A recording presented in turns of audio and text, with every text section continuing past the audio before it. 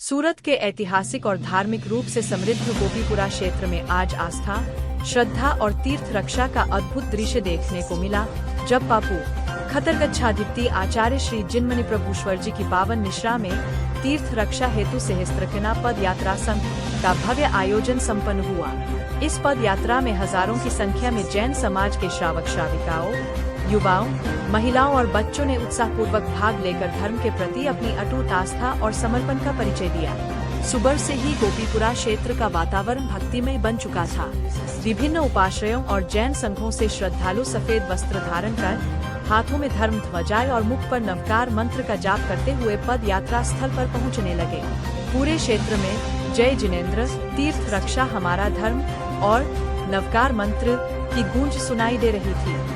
ऐसा प्रतीत हो रहा था मानो पूरा गोपीपुरा धर्ममय वातावरण में डूब गया हो। पद यात्रा का शुभारंभ मंगलाचरण और नवकार मंत्र के उच्चारण के साथ हुआ।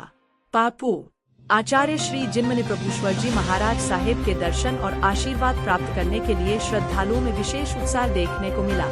आचार्य भगवंत की पावन उपस्थिति ने पूरे आयोजन को आध्यात्मिक ऊर्जा से भर दिया। यात्रा के दौरान श्रद्धालु अनुशासनबद्ध पंक्तियों में चलते हुए तीर्थ रक्षा का संदेश जनवरी से जनवरी तक पहुंचा रहे थे।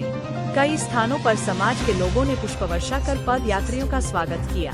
गोपीपुरा क्षेत्र के विभिन्न मार्गों पर रंगोली, स्वागत द्वार और बैनर लगाए गए थे, जिन पर तीर्थ संरक्षण और धर्म जागृति के संदेश लिखे गए थे।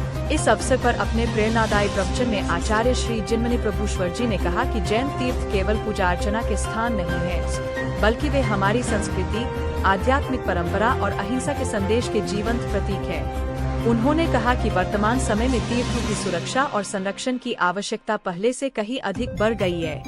प्रत्येक श्रावक का यह परम कर्तव्य है कि वह तीर्थ रक्षा के लिए तन, मन और धन से योगदान दे। आचार्य भगवंत ने कहा कि तीर्थों की रक्षा केवल पत्थरों और मंदिरों की रक्षा नहीं, बल्कि हमारी आत्मिक पहचान और धार्मिक विरासत की रक्षा है।